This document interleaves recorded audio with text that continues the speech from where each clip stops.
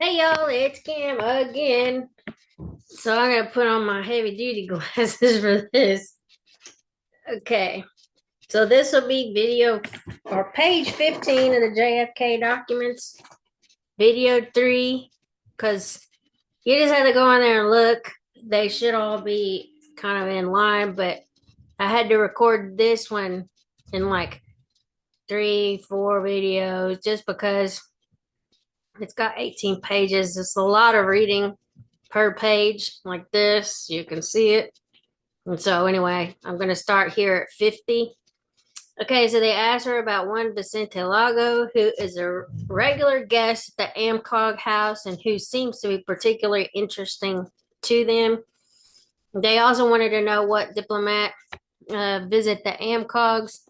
When she mentioned the Liberian Council, Thomas Quesada, they exclaimed and said they were very interested in him and asked whether she could arrange invitations to his house.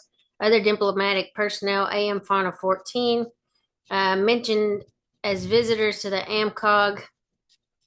I think it says something about house where Wanda Brashini, the wife of an Italian diplomat, Marie Boyce Sevskin, something like that. I can't really tell. Sevkin, Boysevskin, something.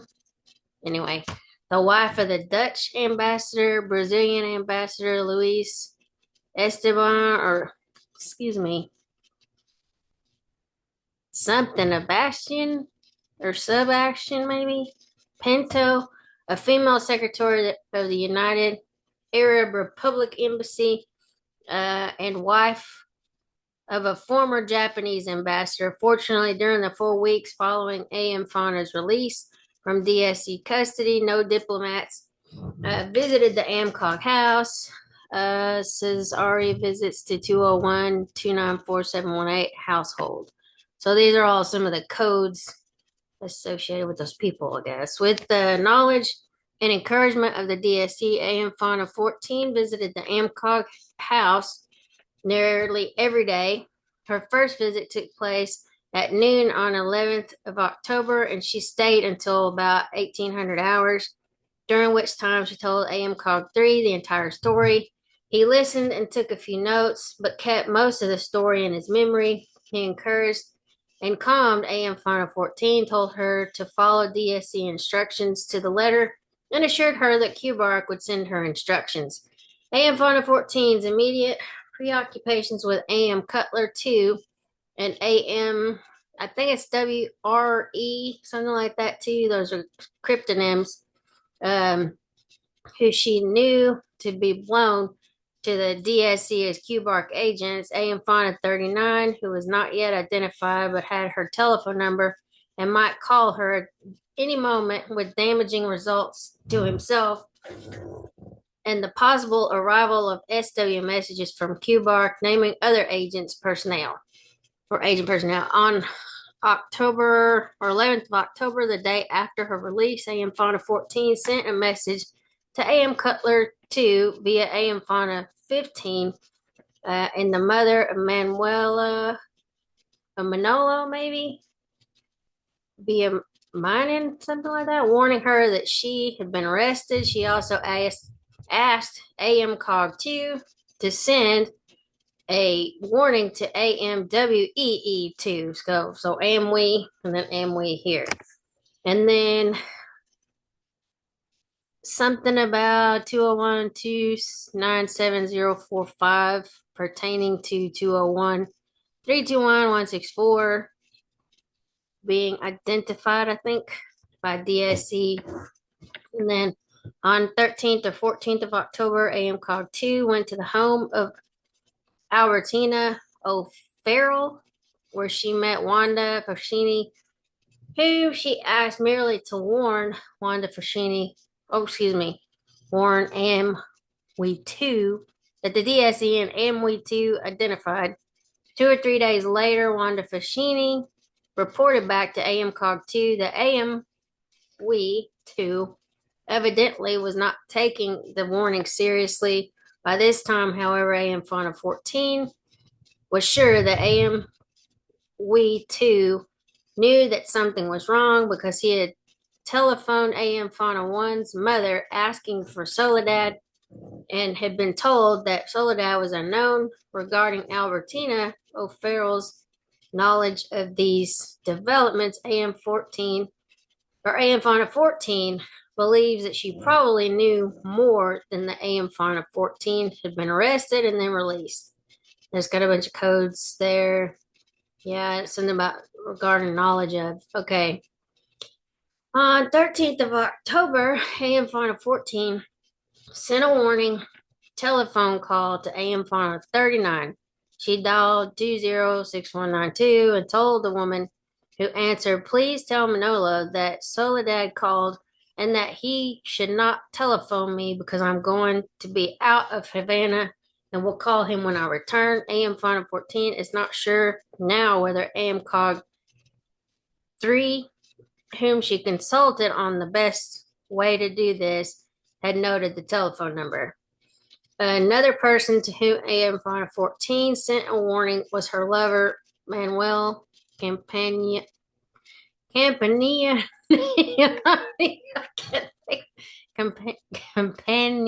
excuse me, whose war name is Alejandro. Unbeknownst to AM Cog 3, she sent a message to Campanione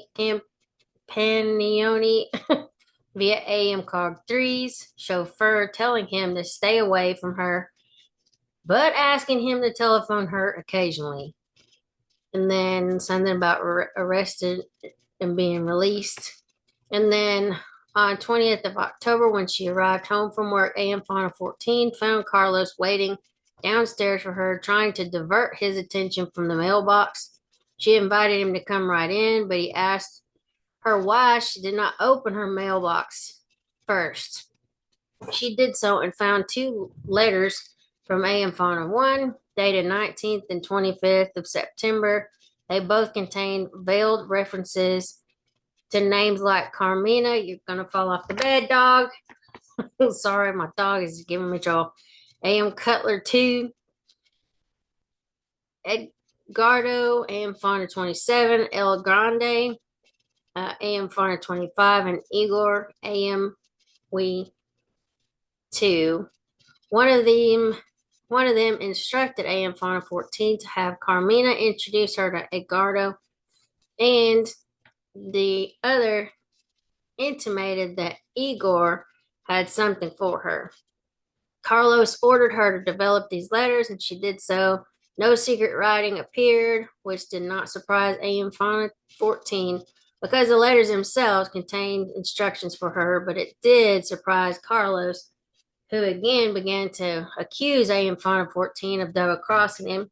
AM Fauna 14 explained the absence of SW by saying that Cubark was probably testing its communication channels and waiting for things to quiet down before sending messages. Carlos then told AM Fauna 14 to get in touch with AMWE2 and get the package which he was holding for her. She telephoned AMWE2 from her office and said she wanted to see him. AMWE2 agreed to a meeting, but stipulated that it be after 1700 hours and in his office. AM Fauna 14 reported this conversation to Carlos, who told her to proceed with the meeting. AMWE2 took AM Fauna 14 into a small room where she quickly explained the situation. She felt she should not spend much time in AMWE2's office because she was afraid the DSC had her under surveillance. This was confirmed later when Carlos asked her casually how much time she had spent in AMWE2's office, apparently trying to catch her out in a lie. AMWE2 seemed surprised and worried and told her to take care of herself. She told AMWE2 that the reason the DSC had wanted her to meet with him was to pick up a package which they believed he was holding for her. AMWE2 replied that he was no longer in a position to receive or send packages because the diplomat with whom he had been cooperating had been declared persona non grata. Carlos also told AM Fauna 14 to contact AM Cutler 2 to arrange the introduction to Edgardo. AM Fauna 14 telephoned AM Cutler 2's number expecting to be told that AM Cutler 2 was not there, and was very surprised when AM Cutler 2 uh, herself came to the telephone. AM Final 14 told AM Cutler 2 that she wanted to see her, but AM Cutler 2 said she had had a bad case of asthma and could not see anybody. AM Final 14 reported this conversation to Carlos. And then there's another code here, 201-330-685. And I think there's a code down at the bottom that'll correspond with some of these people. It says AM Final 14 decided that AM Cutler 2 had either not received or had not understood the warning message sent to her. So she went to AM Cutler 2, two more oral messages, where she sent them via AM Final 15 and one via Lolita Formoso, explicitly advising her to hide or take asylum.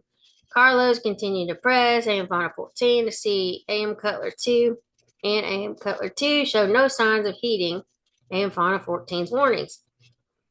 AM Final 14 therefore sent one more message, this time a written one, via Lolita Formoso, saying that she really must see AM Cutler 2 and the letters home for the purpose of coordinating cover stories. AM Cutler 2 then paid a visit to the home of Lolita Formoso to pass the message that she agreed to the meeting on 3rd of November.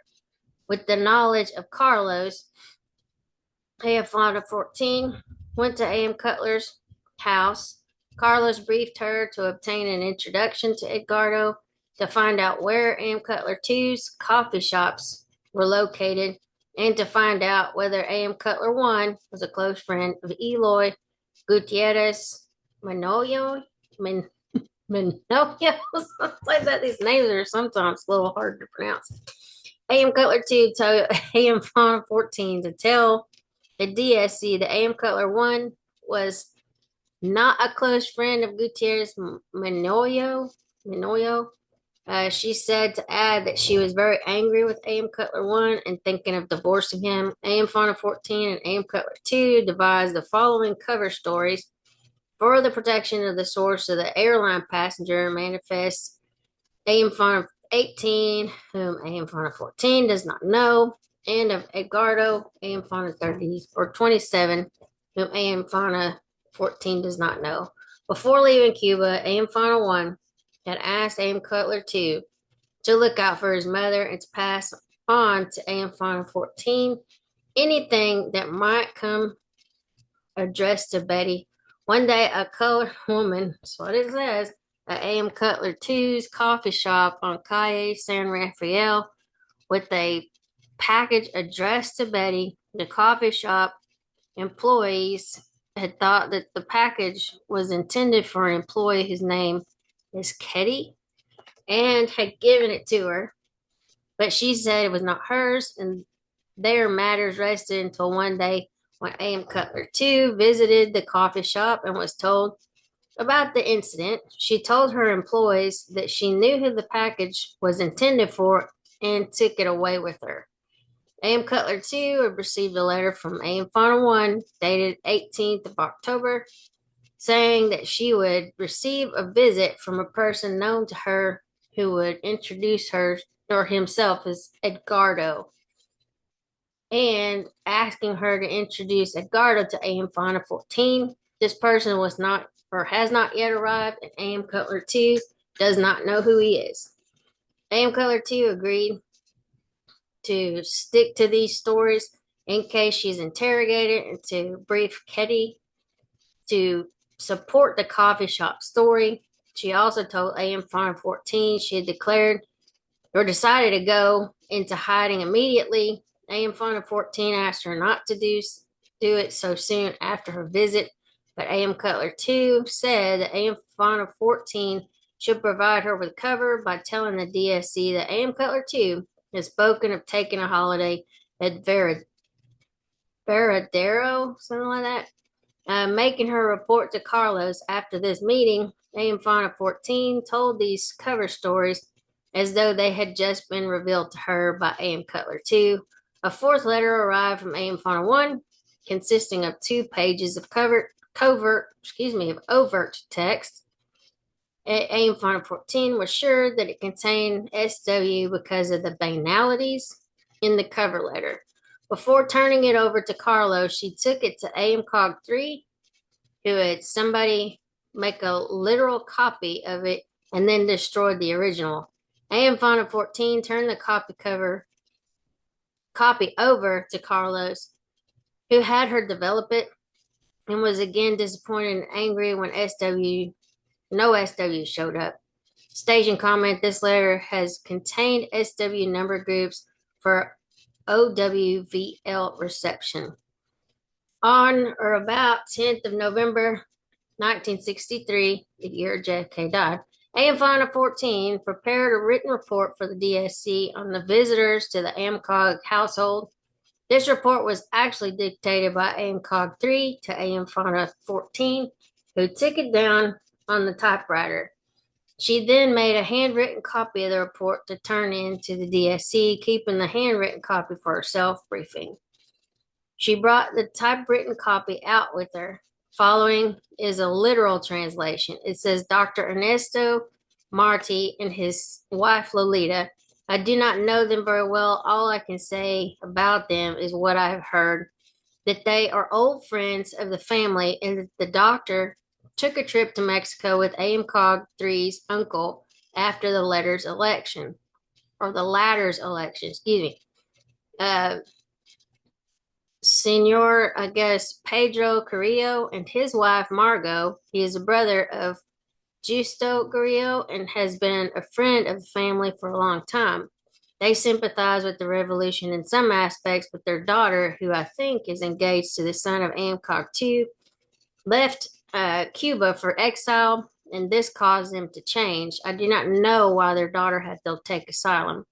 Dr. Oscar Pena and his wife, Margarita, within the family, she has a nickname, Petite. He's a judge. Until very recently, he was neutral, but now it seems that they have loaded him with work, and he is in a very bad mood because I believe he has the work of 8 cases.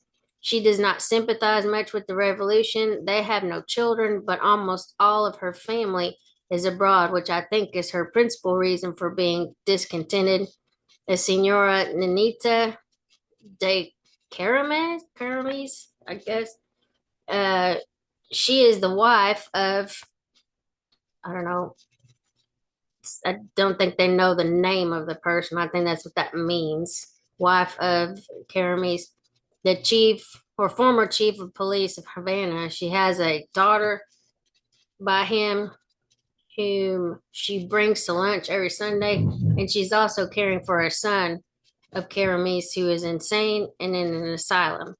I do not believe that at the moment she is on good terms with her husband who is abroad, and therefore she's neither against nor in favor. Actually, I believe she is afraid that the situation will change and her husband will return.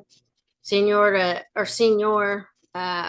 Fernando Stefani, an elderly gentleman who is the father of an intimate friend of AMCOG 2, who out of the pity has given him a standing invitation for every Sunday. To be sure, the poor fellow is rather tiresome.